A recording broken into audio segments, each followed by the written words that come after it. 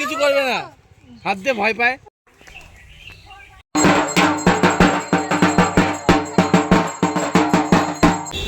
পান্ডুয়া ওই দেখো কোথায় যাচ্ছি, অনেক কিছু দেখবো তাই তো। দাঁড়াও, আমরা এখন দিল্লি রোডের মোড়ে উঠছি। হ্যালো বন্ধুরা, নিয়ে চলে এসেছি আবার একটা নতুন ব্লগস। তো দেখতেই পাচ্ছ আমরা আজকে বাইকে করে যাব পান্ডুয়া স্পেশাল। পান্ডুয়াতে কালী পুজো, তাই জন্য এখানে আজকে আমরা তো প্রত্যেক বছর যাই বাইকে করেই। এবারে আমার দেওর মশাই আর আমার ভাইপো ছিল সাথে বাইকে করে। তো আমরা এখানে বাইকে দুপুর মানে একটু 4টে বেজে গেছিলো, আমরা বেরিয়ে পড়েছি। পেছনে আমাদের দেখতেই পাচ্ছ আমার দেওর রয়েছে। তো দেখতে দেখতে চলে এলাম দক্ষিণেশ্বরে। দক্ষিণেশ্বরে মাকে দেখে একটু নমস্কার করে নিল আমার ছেলে। খুব স্পিডে গাড়ি চলছিল, আর বিকেলবেলার পরিবেশটা তোমরা জানো বাইকে তো খুব সুন্দর লাগেই, বাইকে হাওয়াও লাগে, বাট বিকেলবেলা যখন হয়ে আসে তখনের পরিবেশটা যেন আরও সুন্দর লাগে। তো দেখতে দেখতে দেখো আমরা চলে আসছি। মাঝে মাঝে ট্রাফিকে আমাদের একটু দাঁড়াতে হচ্ছে, তারই মাঝে মাঝে দেওর আর ভাইপো মানে ছেলে মিলে মজা করতে শুরু করে দিয়েছে। তো এই যে ট্রাফিকে আমরা কিছুক্ষণ দাঁড়িয়েছিলাম, তারপর আবার চলে গেলাম। রাস্তা পুরো ফাঁকা ছিল, খুবই সুন্দর, গাড়ি টানতে কোনো অসুবিধাই হয়নি। দেখতে না দেখতে চলে এলাম মগরার এই ব্রিজে। এই ব্রিজটা চলে আসা মানেই আমরা চলে এসেছি পান্ডুয়া। আর বেশিক্ষণ নেই, তাই জন্য আমরা মাঝে একটু রেস্ট নিয়ে চা খাওয়া শুরু করে দিলাম, কারণ একটু ব্রেক টাইম না হলে এক ভাব গাড়ি চালাতে চালাতে ভালো লাগে না। তাই একটু মাঝে চা খেয়ে নিলাম। চা খেতে না খেতেই এরপরে মিনিট 5-এর মধ্যে আমরা পৌঁছে গেলাম পান্ডুয়া। দেখতেই পাচ্ছ পান্ডুয়ার মধ্যে আমরা ঢুকে গেছি অলরেডি। ঢুকে এখানে দেখো লাইটিং করা শুরু হয়ে গেছে, লাইটিং বক্স সব লাগানো কমপ্লিট, বিকজ আজকে কালী পুজো।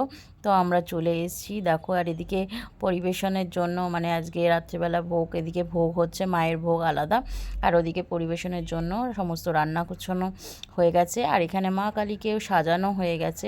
তাই জন্য আমরা মা কালীকে পুজো দেওয়ার জন্য মিষ্টি কিনতে গেছিলাম, বাট মিষ্টি কিনতে গিয়ে আমরা নিজেরাই মিষ্টি খাওয়া শুরু করে দিয়েছি। আমার ছেলে এসেই ফার্স্টে ঠাকুর দর্শন করে নমস্কার করতে। ভালো করে বাজা, ভালো করে বাজা।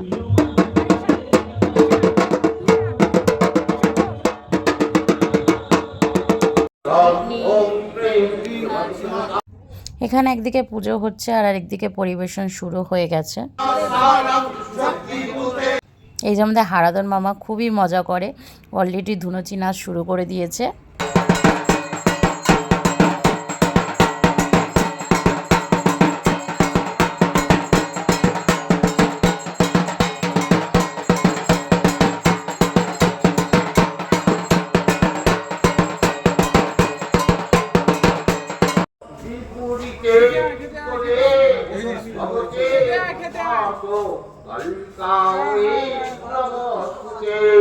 দেখতেই পেলে কালী পুজোতে বেশ মজাই কাটলো আমাদের।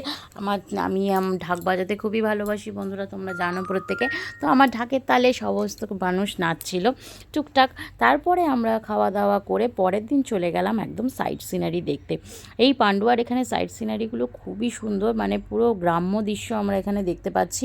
তো আমরা চলে গেছিলাম সবাই মিলে, বাইকে করে তো আর ধরবে না, তাই চলে গেছিলাম আমরা টোটো করে।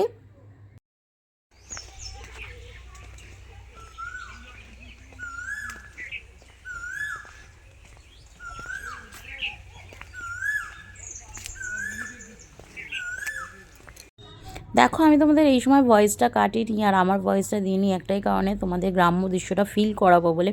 কোকিলের আওয়াজ, চারিদিকে সবুজ ঘেরা মাঠ, পশু পাখি মিলিয়ে জাস্ট অসাধারণ।